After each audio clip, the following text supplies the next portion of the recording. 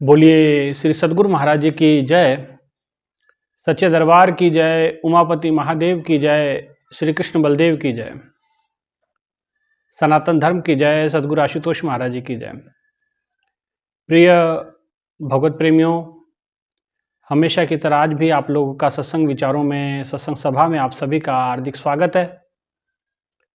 प्रभु की बड़ी असीम कृपा अनुकंपा है कि आप तक नियमित सत्संग विचारों को पहुंचाने की कृपा परमात्मा करते हैं और ईश्वर ऐसी कृपा आप पर हमेशा बनाए रखे। आज बड़ा शुभ दिन है, आज विवाह पंचमी है, माने आज भगवान श्री राम और माता सीता का विवाह हुआ था, इसलिए इस दिन को विवाह पंचमी के रूप में मनाया जाता है।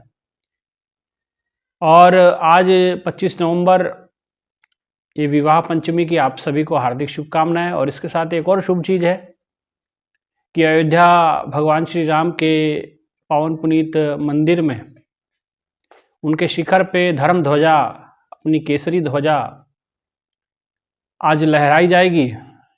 श्री महामहिम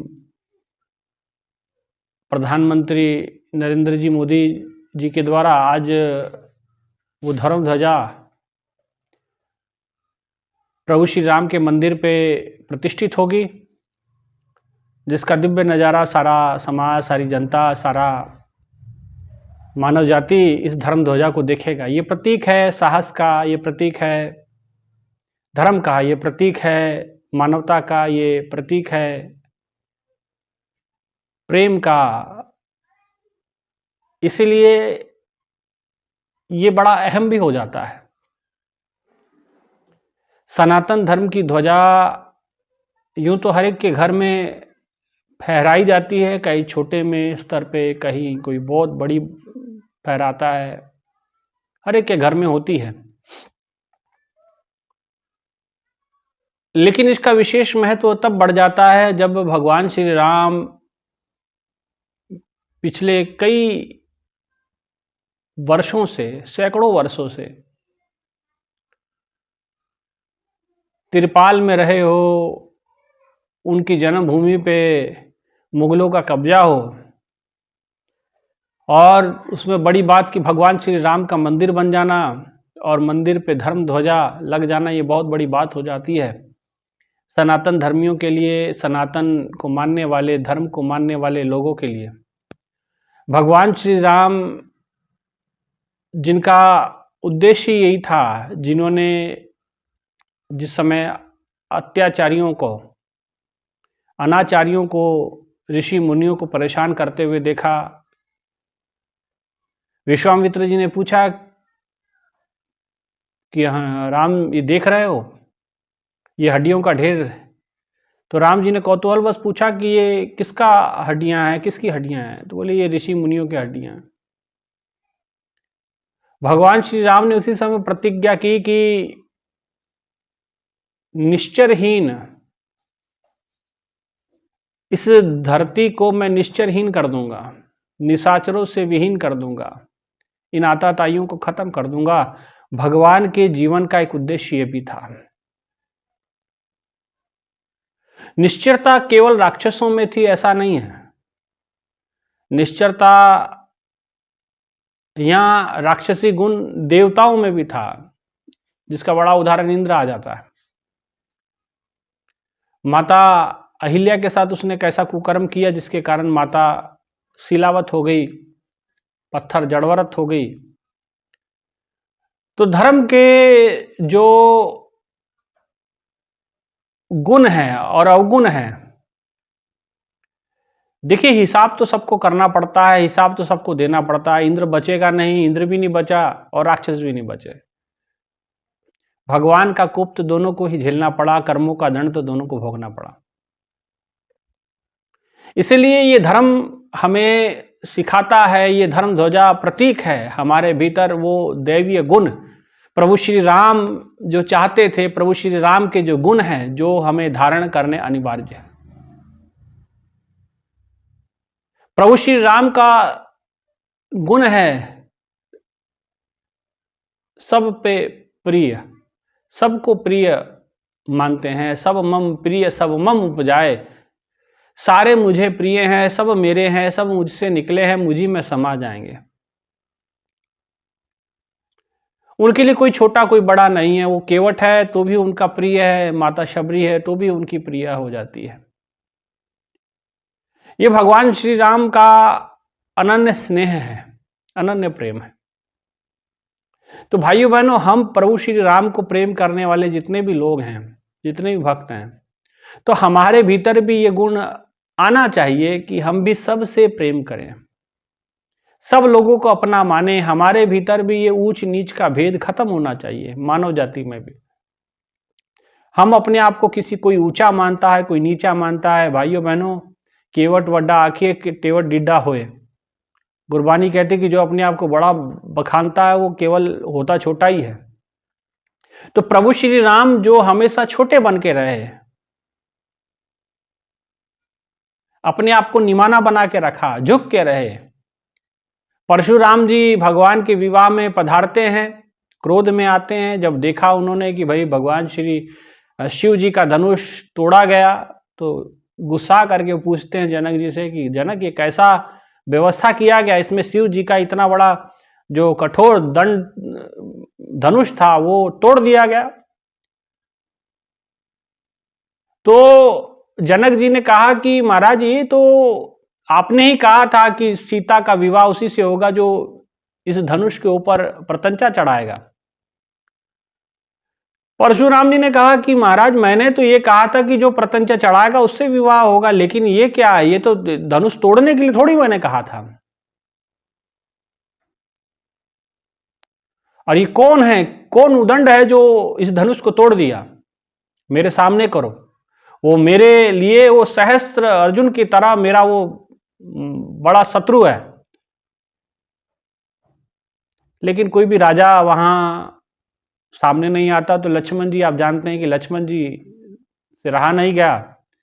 लक्ष्मण जी सामने पहुंचते, लक्ष्मण जी ने कहा कि अरे महाराज, आप इतने बड़े ज्ञानी भगवान परशुराम और इतने बड़े कुल के आप व्यक्ति हैं, जमदग्नि ऋषि के पुत्र हैं। आपको ऐसा है छोटे मोटे धनुष टूट जाए तो आपको इतनी चिंता नहीं करनी चाहिए। यहाँ बड़े बड़े राजा महाराजा सब हैं, आर्यव्रत के सारे लोग यहाँ इकट्ठे हुए हैं, बड़े बड़े वीर महावीर सब इकट्ठे हुए हैं, तो आपको इतना परेशान होने की क्या आवश्यकता है?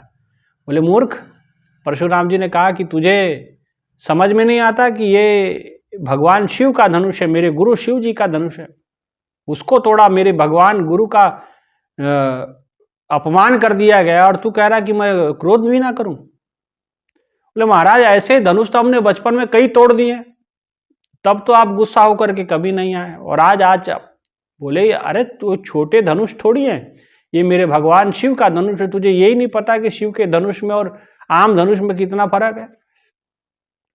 और तुम हट जाओ सामने से, तुम हो कौन? तो कहते कि इससे पहले कि गुस्सा और परशुराम जी का बढ़ाते, लक्ष्मण जी भगवान श्री राम सामने आ गए, कहे कि ये कार्य आपके किसी दास का ही है, आपके किसी सेवक का है। परशुराम जी ने कहा कि आप, ये काम कोई सेवक का नहीं है, कोई दास का नहीं है। दास का काम दासता करना है, सेवकाई करना है। ये तो खोर किसी उदंड ने ये कार्य किया है, जिसने भगवान शिव का अपमान किया है। और इतने बड़े आयोजन में भगवान शिव का अपमान हो गया। यहाँ बड़े बड़े ऋषि मुनि बैठे हुए, विश्वामित्र महर्षि बैठे हुए हैं, याज्ञवल्क्य जैसे महापुरुष बैठे हुए हैं, राजा जनक की धर्म सभा में आप सब लोग गए, वहां इतना बड़ा अन्याय हो गया, भगवान शिव का धनुष तोड़ दिया गया, इतना बड़ा भगवान शिव का अपमान हुआ, और आप शांत बैठे हुए सब लोग।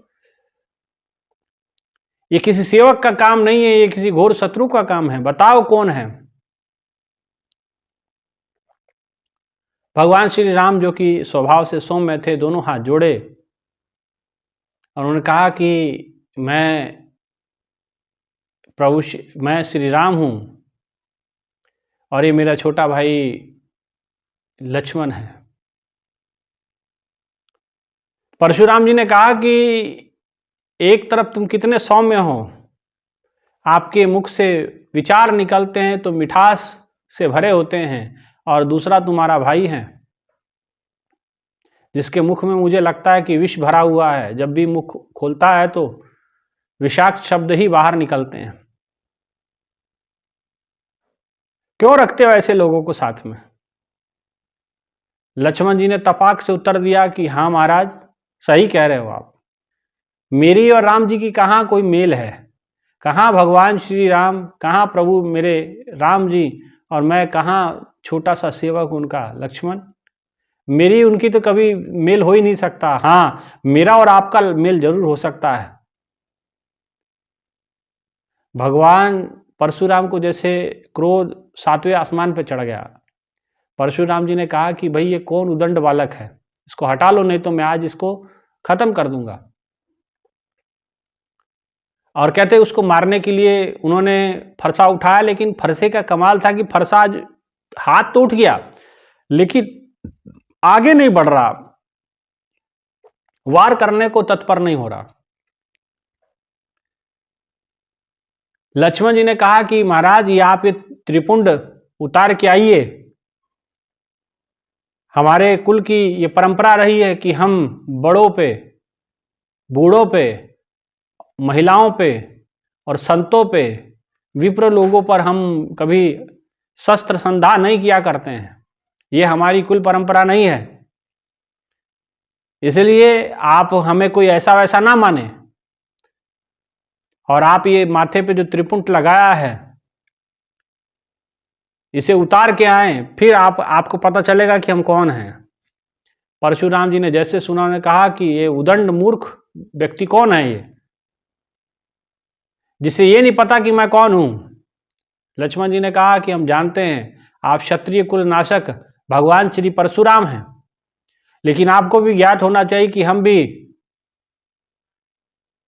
दशरथ नंदन है, रघुकुल नंदन है, और रघुकुल के लोग की ये ख्याति है प्राण जाए पर वचन ना जाए, आपने सुनी ही होगी। कह रहे कि कहां तुम्हारे पिता इतने पुण्यवान राजा दशरथ, और कैसे आप उसके पुत्र हो। तो देखा कि मामला बिगड़ रहा है तो भगवान श्री राम सामने आए। भगवान श्री राम ने कहा कि प्रभु हम बालक हैं, बड़ों का काम क्षमा करना है, हम अज्ञानता से कार्य करते हैं, बच्चे भूल चूक में गलतियां कर देते हैं, बड़ों का काम उनको माफ़ करना है, तो आप क्षमा करें मेरे छोटे भाई को।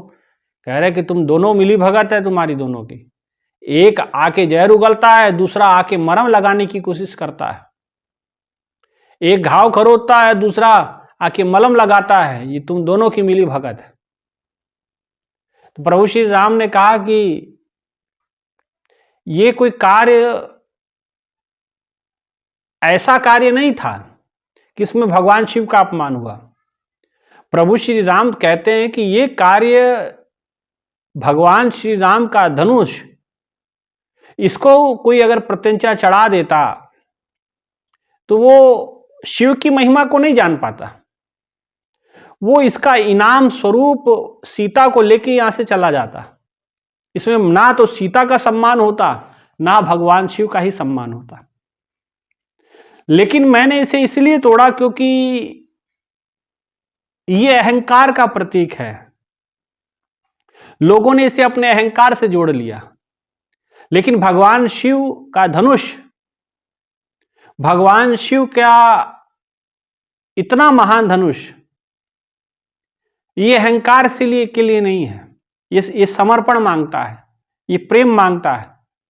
और जिसने प्रेम से, समर्पण से, श्रद्धा पूर्वक इनको नमन किया, ये अपने आप उसके हाथों में चला आया और टूट गया,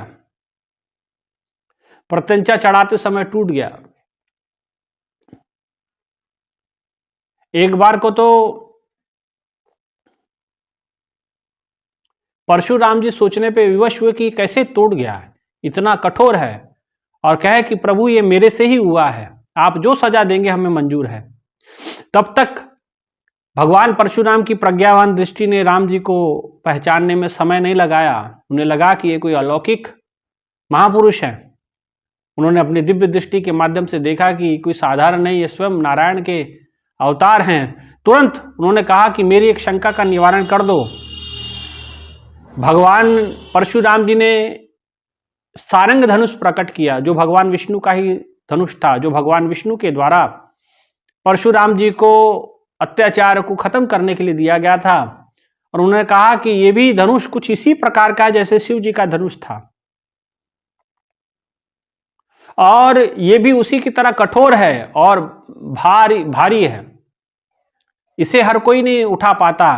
तो आप कृपया इसको धारण करें, इस पे तीर धारण करें और मेरे संशय का निवारण करें। और भगवान परशुराम जी ने वो धनुष जैसे ही भगवान श्री राम के हाथ की ओर देने लगे, वो धनुष अपने आप ही भगवान राम की ओर बढ़ गया और भगवान श्री राम ने उसके ऊपर धनुष चढ़ा लिया। धनुष चढ़ा करके पूछा कि प्रभु ये धनुष तो मैंने चढ़ा दिया, बताइए अब कहाँ से छोड़ूं।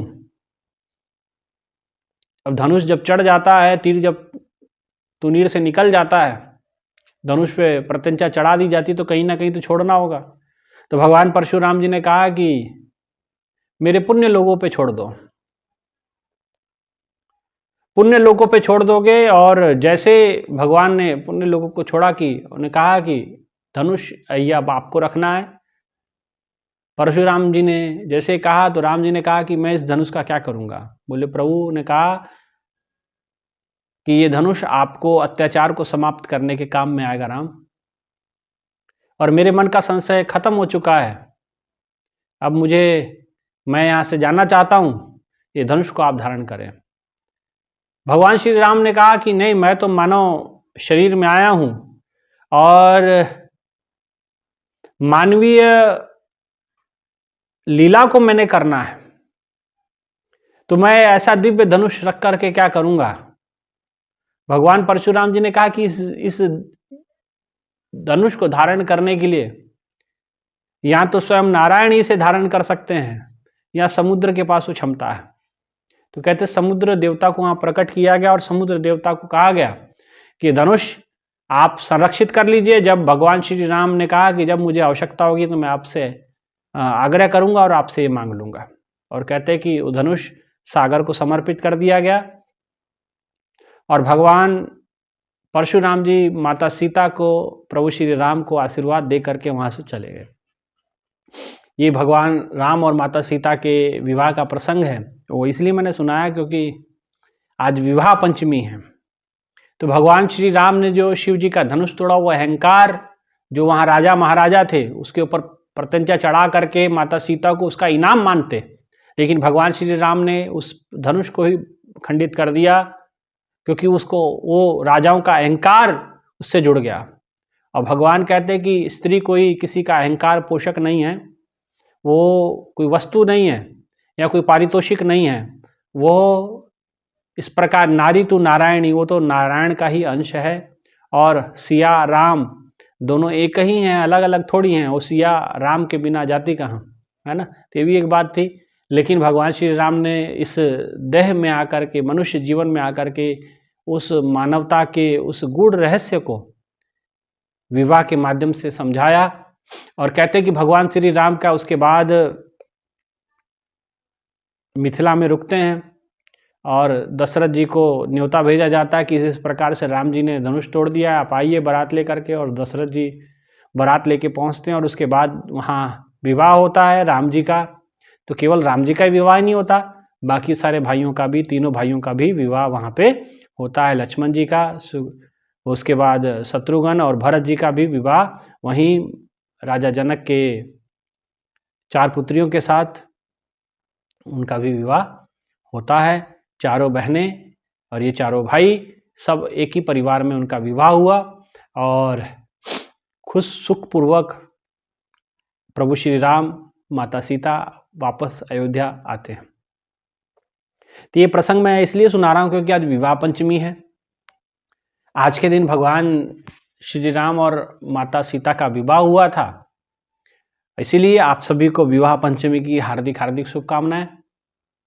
और आज ही के दिन 25 नवंबर को अयोध्या के ऊपर धर्म ध्वजा फहराने जा रही है, इसलिए आपको सब धर्म ध्वजा ध्वरोहरण फहराने के उपलक्ष्य में आप सभी को हार्दिक हार्दिक शुभकामनाएं। धर्म ध्वजा हमारी ऊंची से ऊंची उठे और धर्म के गुण चारों ओर बिखरें, अधर्म का सफाया हो, धर्म प्रफुल्लित हो और सनातन का जो मार्ग है, सनातन का जो पथ है वो आगे की ओर प्रशस्त हो, लोग आगे बढ़ें, जीवन में खुशहाल हों, धर्म संगत हों, धर्म के अनुयायी हों। इसी मनोकामना के साथ आप सभी को पुनः एक बार श्री राम जी और माता जानकी के विवाह के शुभ अवसर पर, विवाह पंचमी के अवसर पर आप सभी को हार्दिक हार्दिक शुभकामनाएं। धर्म ध्वजा फहराने के उपलक्ष्य में अयोध्या में आप सभी को हार्दिक हार्दिक शुभकामनाएं। धन्यवाद।